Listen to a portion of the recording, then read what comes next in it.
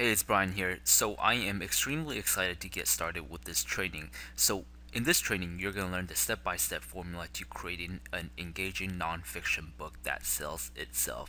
And we're going to be talking about ebook here. So something that you sell online or someone sells online, either on Kindle or on Nook or other ebook marketplaces. Okay, so these are the things that you're going to learn.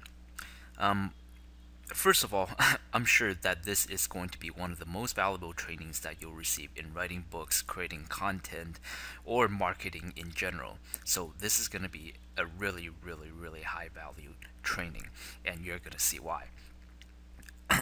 As I was saying before, you're going to create a book that sells itself. And another thing you're going to learn is you're going to learn how to overcome writer's block in writing nonfiction. Basically, you'll after this training, you'll never run into the problem of not knowing how to approach writing a nonfiction book. So, other things you're going to learn. You're going to learn about the mistake that most writers or aspiring writers make, that it basically alienates the readers, and basically what you can do about it. Okay, and you're gonna learn how to sell a book without selling it. You're gonna learn the one little trick to triple book sales online, content creation formula that makes a bestseller, how to make your audience read beyond the first chapter. As you know, a lot of people buy a new book and they never read beyond the first chapter, and if you think about it, it's a little bit sad. You're going to learn the simple writing tactic that communicates trust and understanding. You'll learn the Bible teaching strategy of mass influence. I know that sounds really epic, but I will show you how it works in a little bit. You're going to also learn the biggest mistake writers make, that makes their readers lose interest in the book. And overall, it's the step-by-step process to creating an engaging nonfiction book that sells itself. I think this is the third time me mentioning this already. Okay, so let's dive right in. First, we're going to cover a couple concepts. These are basically circles that we're going to operate within, and it's really important for me to draw these circles so we can orient ourselves and really get a clear grasp of how this entire process works. Okay, so now, first thing, the one big mistake most writers make that alienates the reader and what to do about it. And this is really common. When you start reading a book, if you just pick up a book from chapters or you just download an ebook, you start reading it, it will start going into this really passive tone, and it's like just like preaching. It's like a professor just spitting some lecture, and it doesn't really resonate, and it goes something like uh, some people have an autoimmune disease and they feel really uncomfortable. Now, it is really vital for patients of autoimmune diseases to eat healthy or something like that, and you just kind of shut off. It's not good. So what you want to do is, instead of going into this passive approach of teaching stuff, you want to use the you me approach. So it has to take on this really conversational type of tone, kind of like me talking to you right now as an one-on-one in a or in a one-on-one conversation, so to speak. So it's not me standing on a stage talking to a huge audience. Because if you think about it, when someone is reading your book, they're reading it alone. I mean, in most cases, people are reading when they are alone, and especially for ebooks or nonfiction books where it's solving a problem, most likely they are reading it alone. So, in another word, it is a one-on-one conversation. So, avoid using phrasings like "you guys" or people, or the most people or something like that. I mean, I do use that sometimes, but try to use that one-on-one approach as much as you can, so it feels like it's a one-on-one conversation. Okay, so the second thing here is how to sell a book without selling, and this one is pretty important, especially for ebooks. Now, when you get started with a book, you usually read the introduction and what's the other thing that you go through right away? The table of contents, right? So, for most books out there, for most nonfiction books, the table of contents, they basically give too much away, and that is not a good thing. And this is what I mean. If you're reading a book on, let's say, the top 30 ways to lose weight, or yeah, let's use the lose weight example. Top 30 ways to lose weight. So you open up the book or you turn on the book on your electronics reading device, and you start reading the table of contents, and it just lists out all the different methods, the 30 methods, and it just hands it to you. Even though you haven't gone in to read this step by step, by reading the table of contents, you would have a pretty good idea of what the entire book's talking about, right? So usually at the end of this table of contents, after reading the table of contents, a lot of people think that they understand the whole book already, and that is basically the end of it. So before even reading the actual information and getting the benefits and getting all the tactics from the book, the reader feels like they've read the book already before even reading the book. So they just think that, you know, they know everything, and they either close the book or shut off the program. And that is not very good, because then the book doesn't actually serve its purpose, right?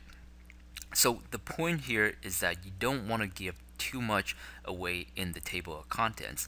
So what do you do instead? You want to write the table of contents kind of like a magazine, or you want to write table of contents kind of like how you're writing magazine headlines. So for each chapter, instead of naming the chapter what you want to teach, you want to think of the benefit that it will basically give you if you read the actual chapter itself and write a headline for that benefit. So let's take a look at some examples. So sample headlines and sample table of contents. So let's jump into here. You're probably going to get a copy of all the files in here, right? So okay, let's see. Sample table of contents. Now let's take a look at this book. This one is the 4-Hour Body, and this book is by Tim Ferriss, and you'll see why this is such a good example. So this book is called, again, it's called the 4-Hour Body, and it's about nutrition, weight loss, and other fun stuff about body and health manipulation. So start here. Thinner, bigger, faster, stronger. How to use this book. Fundamentals. First and foremost, the minimum effective dose from microwave to fat loss. Wow, that sounds interesting already. Rules that change the rules. Everything popular is wrong. Again, very enticing. Ground zero. Getting started, and Swarar. The Harajuku movement or moment. The decision to become a complete human. Elusive body fat. Where are you really? From photos to fear, making failure impossible. So by reading this, it's like he is not giving anything away. He's not saying ground zero, how to lose body fat. First, eat clean. Second, do more exercise. Third, more cardio. It's not saying that, although in most health books, they actually just lay it out right in the table of contents. So don't make that mistake. You want to model something like this, even though this is a little bit too broad. I would say it's a little bit too ambiguous, although it entices you to actually go in and read the book. So let's take a further look.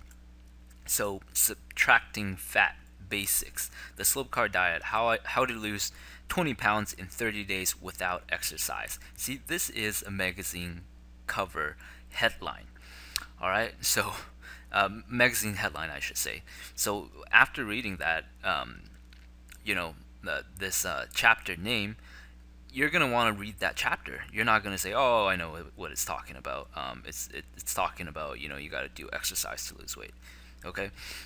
So the second one here, as you can read, the finer points and common questions, damage control, preventing fat gain when you binge.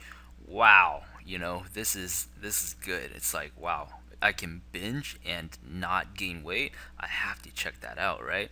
The four horsemen of fat loss. So you get this.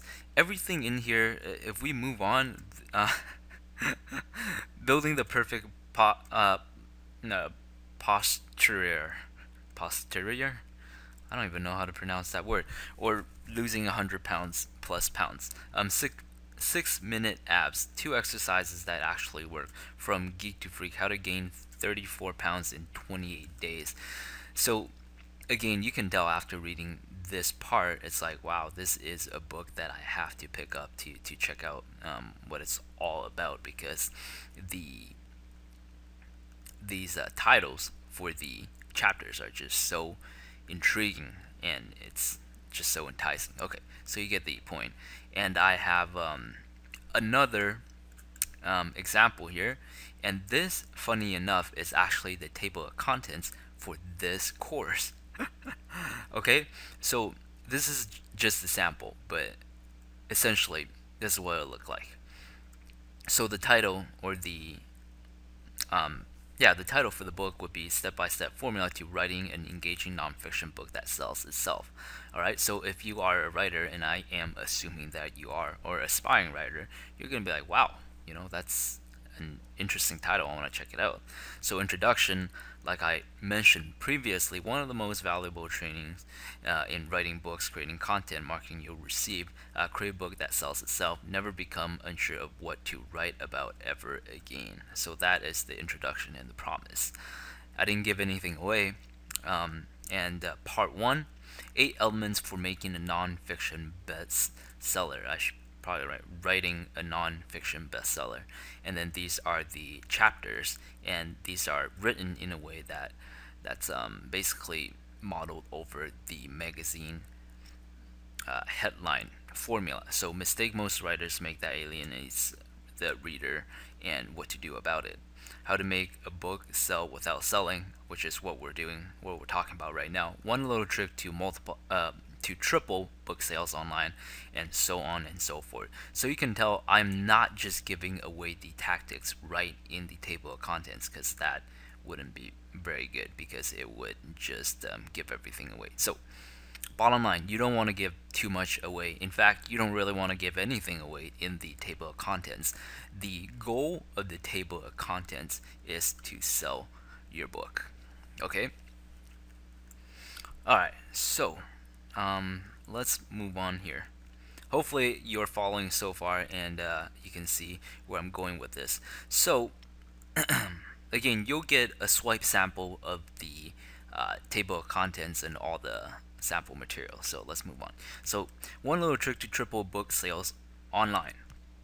Okay, so if you've been working in the online SEO world for a little bit, or you've been doing some internet marketing or any marketing at all online, then you know that the online universe is it basically operates around keywords. So keywords are really important for creating content, because when people are searching for something, they'll type in a specific keyword, and if the words that you use within your content matches the keyword, then your content will be found. However, if you don't use the keywords, then it's likely that your content will never be found, and nobody will ever receive the benefits of it.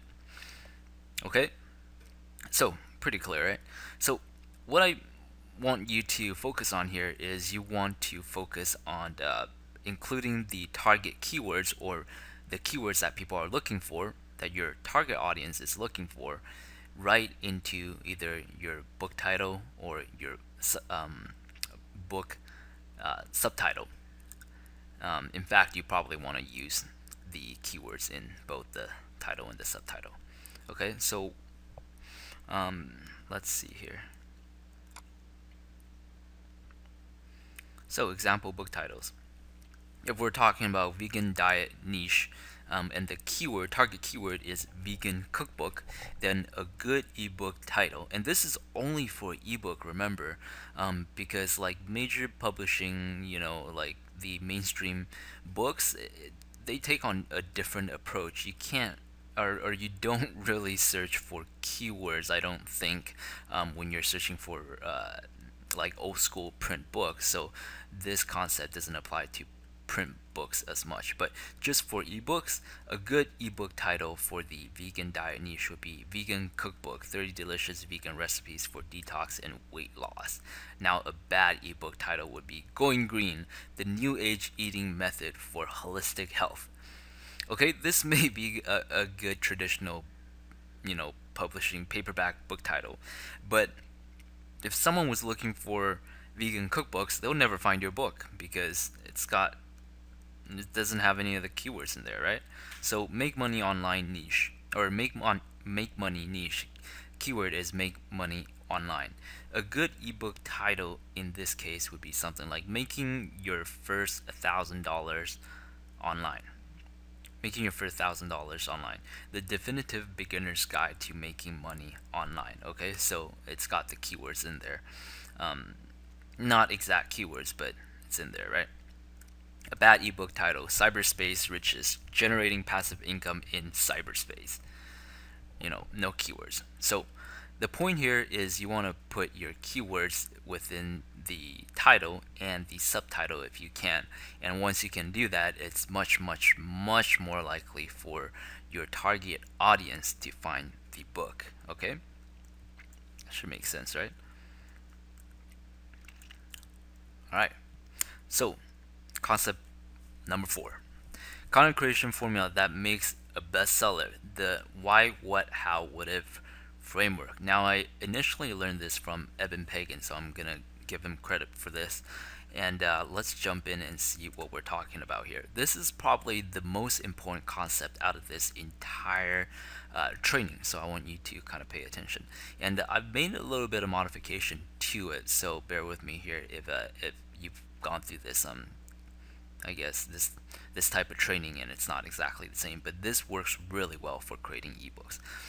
So how the why, what, how, what if framework works is it basically lays out the content in a way that is the most the most easily consumed by a reader. So the reader will actually go through the entire thing instead of looking at the content for a bit and then lose interest. It's positioned, packaged, and purposed in a way that is it's really easily consumed, so to speak. Okay, so if we're talking about the topic of how to stay motivated, first, okay, let me restart.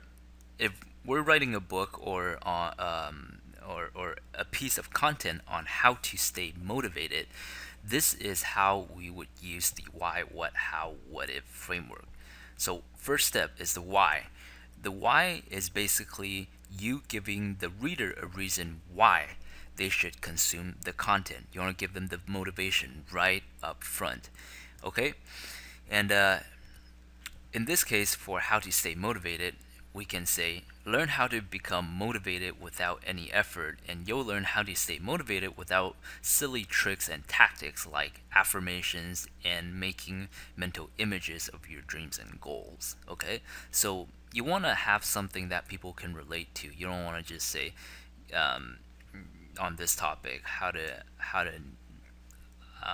I'm drawing blank right now, but you don't want to just think up some random benefit that nobody cares about. You want to do your research, and we'll talk about research in a bit, but you want to do your research on the target audience and find out what exactly they actually care about. Okay, so next, what? You want to state the problem the reader is experiencing or something they can relate to. In other words, you want to get on the same page with your readers. You want to make sure that they understand that you understand. That may sound a little bit confusing, but this is what I mean. In this example of how to stay motivated, you'd say something like this. Now, many people want to achieve goals, but they find it very hard to stay motivated. There are a lot of popular techniques like repeating affirmations in the morning and making mental images of their goals and dreams and aspirations.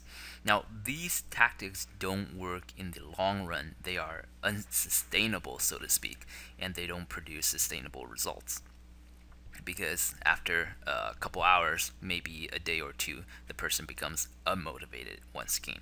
So people wonder how to keep the motivation constant. All right. So as you can tell, I'm stating things that most people can relate to. When when someone sets a goal, they want to stay motivated to keep on pursuing this goal and keep on progressing, right? But they find it difficult to stay motivated and keep on moving towards that goal. So next, we're going to talk about how.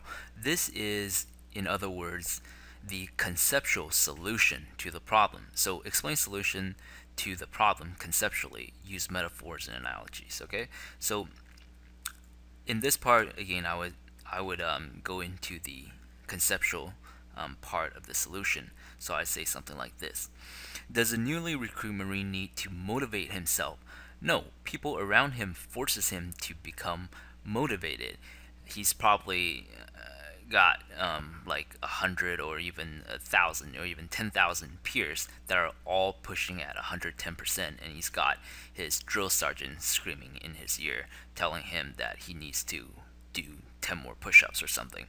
So the point here is that you want to manipulate your environment so it's more painful for you to get stuff done than to be lazy, instead of trying to motivate yourself. Okay, so that is the solution on a conceptual level. Now, next we're going to get into the what if, and this is the step-by-step action that the reader can take to apply the concept. So in other words, this is the step-by-step solution. So now we're going to get more tactical instead of staying up here in the conceptual. Okay, so how do we do that? If we're talking about losing weight and staying motivated for losing weight, step one is call your friend and give him make him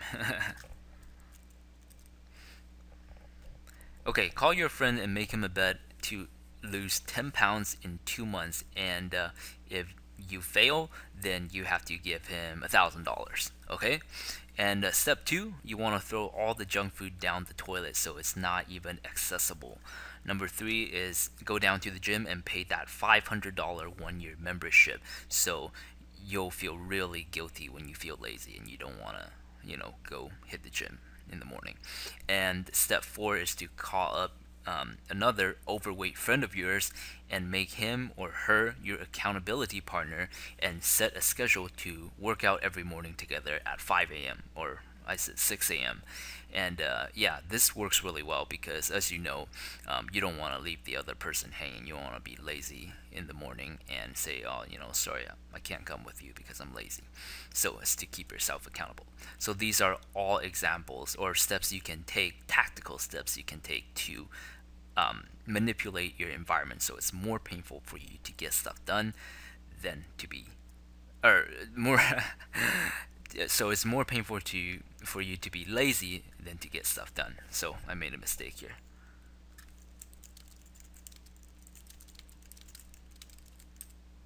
That's what I meant. Okay, I think you know what I mean now. Alright, so let's continue here.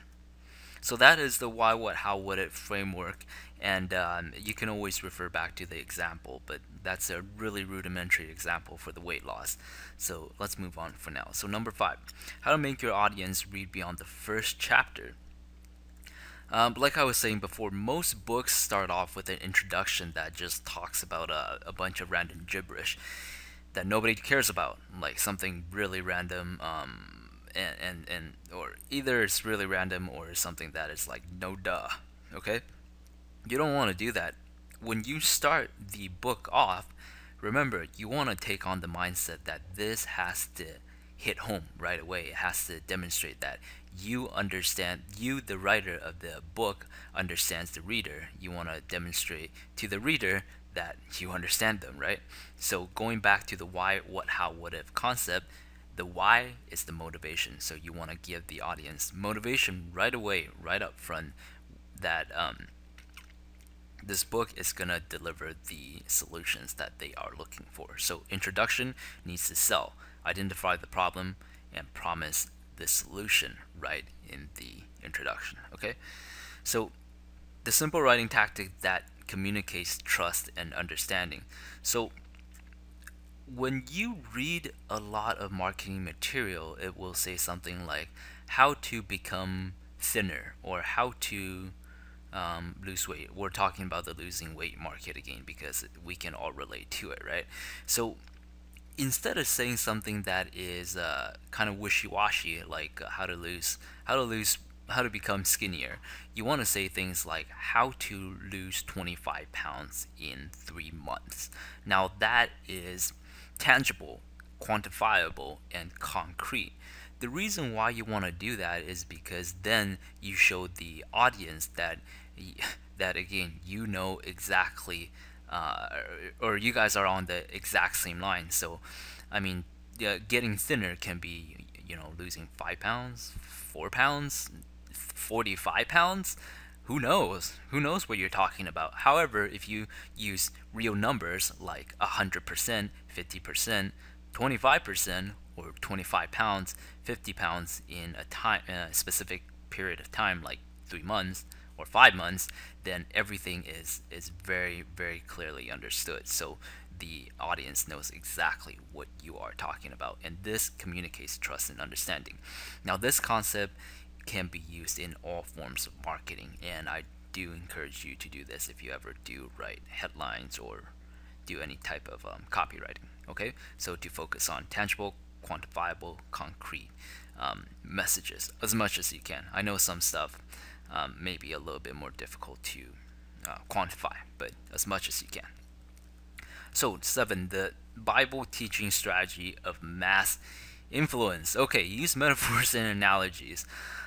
All right, let's look at some examples, and this applies specifically for explaining things on a conceptual level, and this is what I mean. All right, so, and I kind of used this one already. So first, does a newly recruited Marine need to motivate himself to become more physically fitted? Of course not. It's not. It's hard to not become leaner, faster, and stronger when you have a drill sergeant screaming in your ear all day, and 100 of your peers all pushing at 110%. Point is, instead of trying to motivate yourself with inspiring mental images, affirmations, or internal techniques, change your environment so it's more painful for you to be lazy than to take action. Now, I already mentioned this example before, but this is an example of the analogy, okay? So example number 2, what is the best way to learn a language? Let's say French, for example. Do you buy a Rosetta Stone program and go through it when you get some time? Or is it or do you buy a one-way ticket to Paris, go there and immerse yourself into the community, make friends with the people there, and chat with them every day?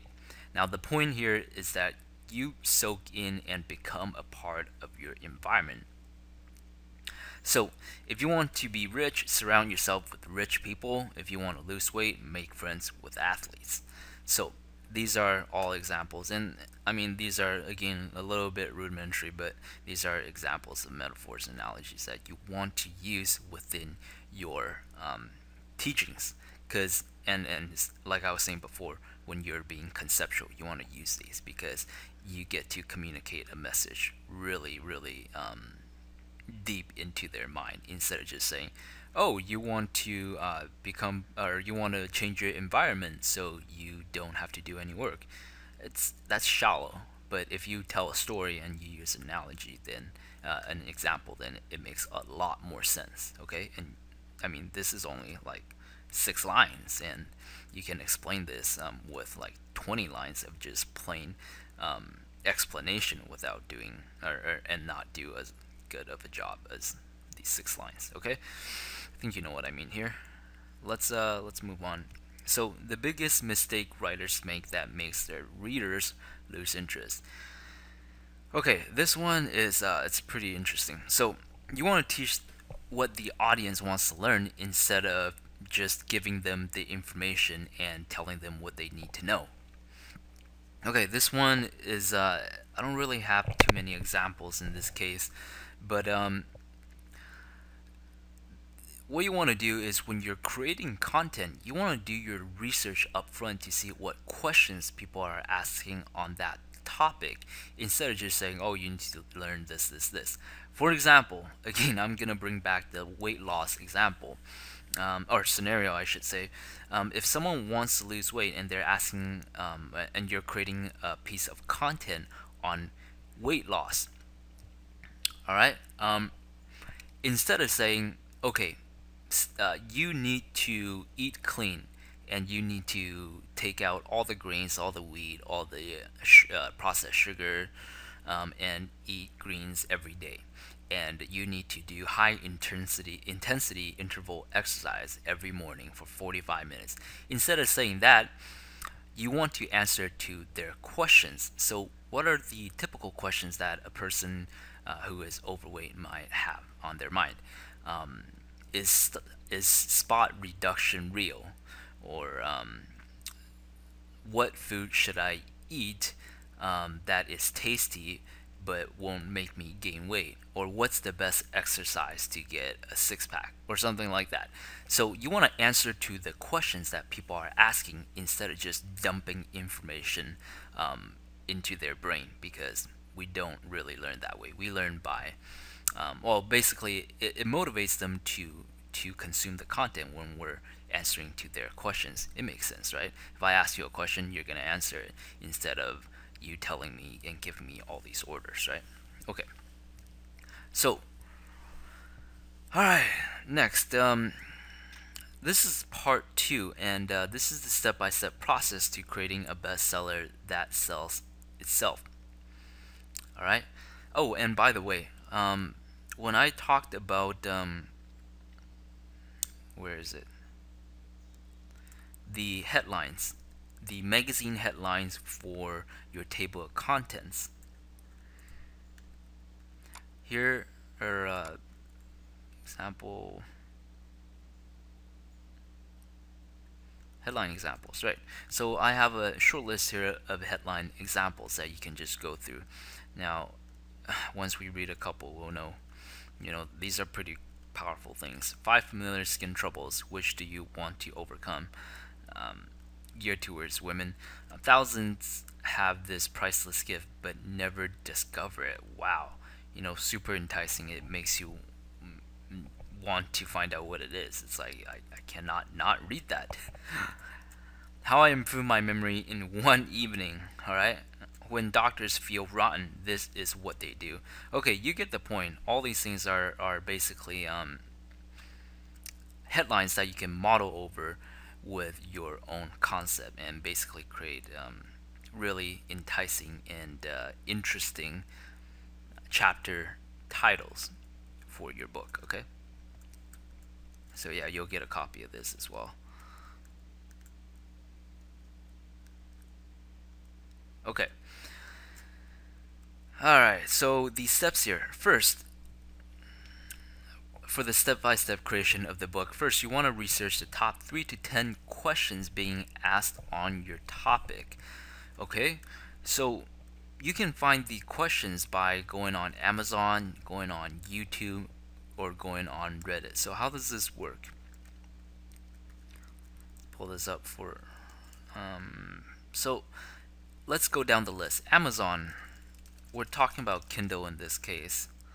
So you want to just scroll down Amazon.com, go to Kindle, and let's say your topic is on, okay, well, since we've already done it like 3 times, we're going to go back to weight loss. Motivation. Let's go to weight loss motivation. Sure. Alright, so what you can do is you can just research on the books that are really popular. This one is pretty popular, and you can come down and you can look at the all 3-star reviews, and you can just read the content of these reviews and find out what questions people are asking, or what people are dissatisfied about for the book, and you'll know right away that what topics people actually care about on this subject. So 20 page that the book is only 20 pages long.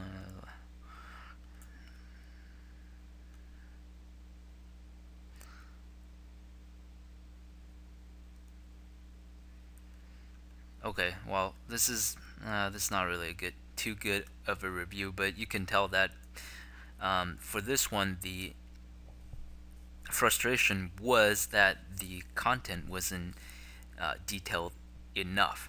All right, so only 20 pages is more like a booklet, and the reviewer wasn't happy about that. So this suggests that the target audience is basically looking for content that is more in depth. Okay, so let's look at even 4 stars, and you can rate it most helpful first.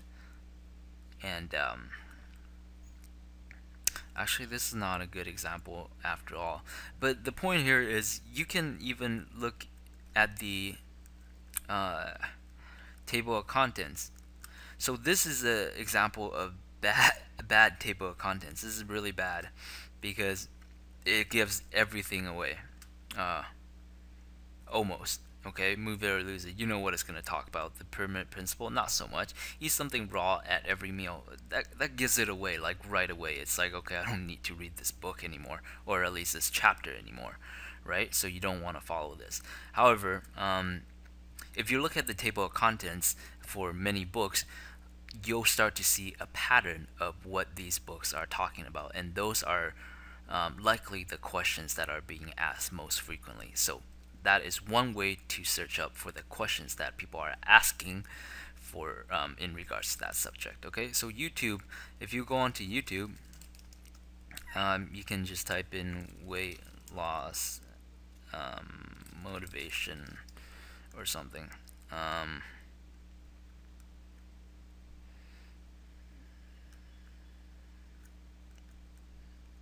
My name is Lakeisha.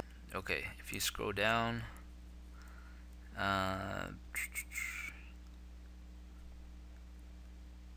so oh, what are you up to now? Do you find where journalists way go?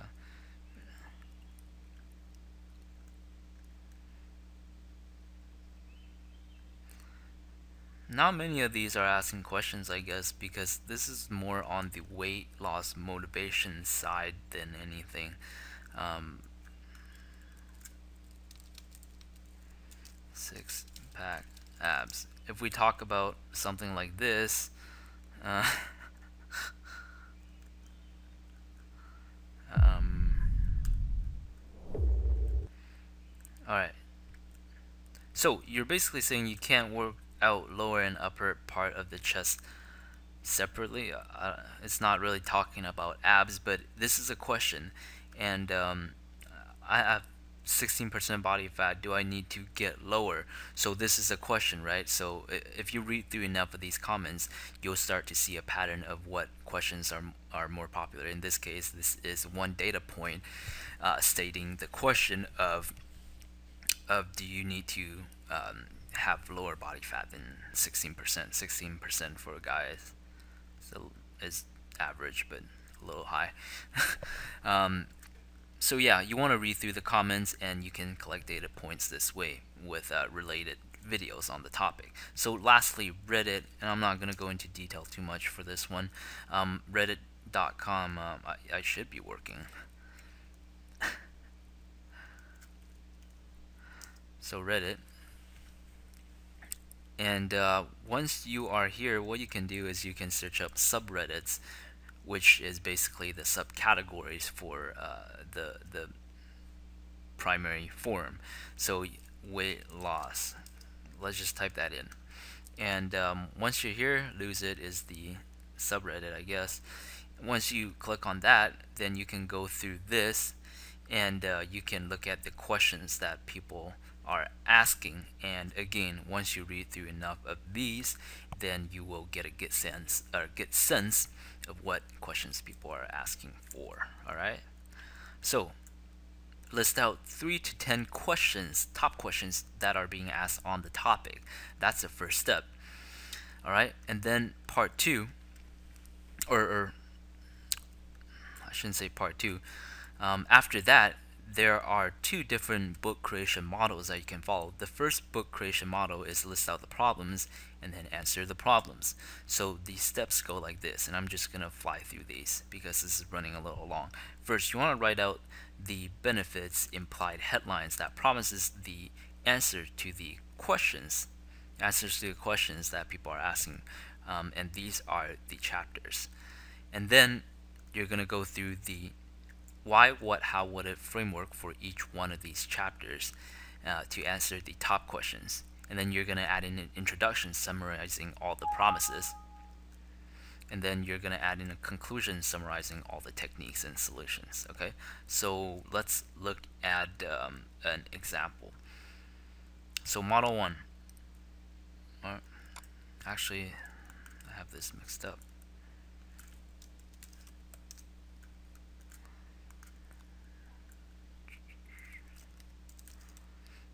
Alright, so it's supposed to look like this.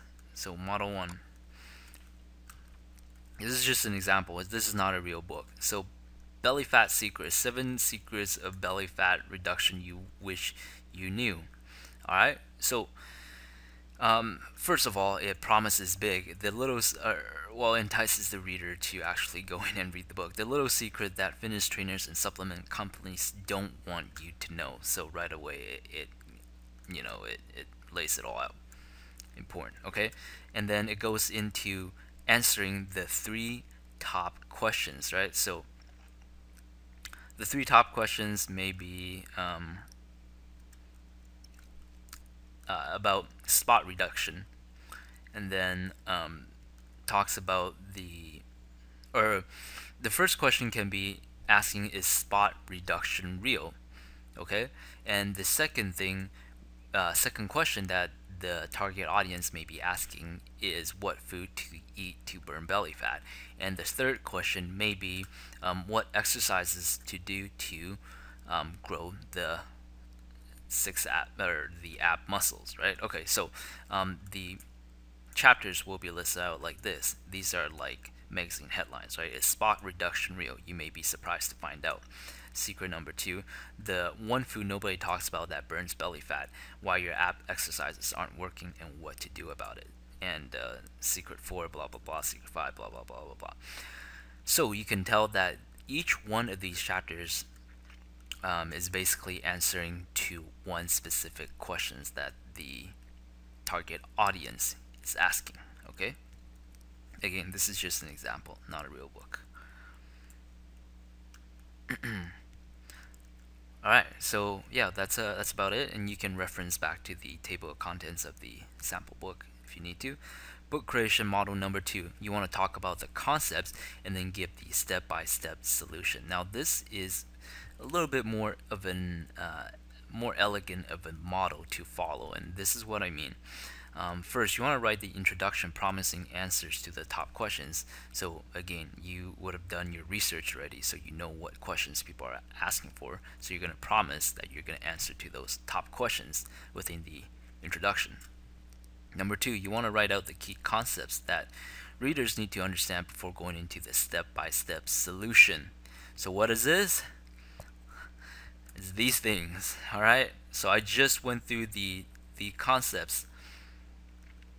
You want to do it just like this. So you want to talk about the circles that that the readers will operate within once they are going forward, taking the action steps. Okay, so write out the key concepts that the readers need to understand before going into the step-by-step solution. Each one of them will essentially answer one of the top questions, but it doesn't have to do that. And this is the part where you want to use the metaphors and analogies. So number 3, you want to write out the step-by-step solution to the problem. And then number 4, write out conclusion summarizing the step-by-steps. Now these are the example books, and these are actually the books I've written. But we're just gonna look at the table of contents for now. We're not gonna go in and read the whole book, obviously. So preface, case studies. This a little bit extra stuff, but this is for extra motivation. The challenge is most aspiring YouTube publishers run into. Now, this book is about starting a business on based off of YouTube. So, YouTube Info Business Starter Guide.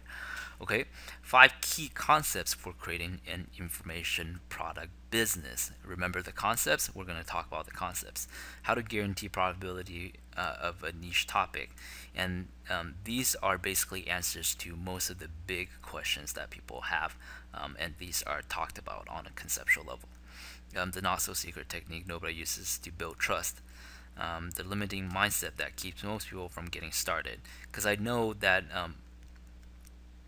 that people have trouble picking a niche topic because they don't know if it's going to be profitable or not.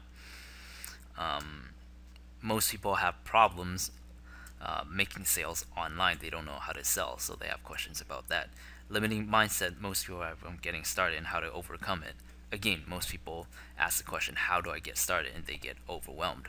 Okay, so basically these are all concepts answering to popular questions. And then after that, I went into the step-by-step, the 6 steps to go from 0 to sales. So I give the very specific step-by-step. Now, I'm giving a little away here, but at this point, you know, most readers will still go in to read this because it's not stated out in a way that that can just discount it and you know, people will be like, oh, I know what it's talking about. It's still vague enough that it entices people to go in and read the book. Okay, so yeah, that is pretty much it. I know that was a lot of information. That's why I created all the references for you to go ahead and check out, and this is why this is a recording, so you can go through it multiple times. But yeah, to summarize, yeah, this is the step-by-step formula to creating an engaging nonfiction book that sells itself. You want to follow all these, well, not follow, but you want to keep these concepts in mind when you're writing the book, and do your research up front using these different content, these different platforms where you can get a lot of target audience market research information, I should say. And those are the questions that you can use for constructing your book. Okay, and you can use book creation model number 1 or book creation model number 2, depending on what kind of nonfiction book you are creating. Okay, so yeah, that is about it. Thank you so much for checking out this training, and I'll talk to you soon.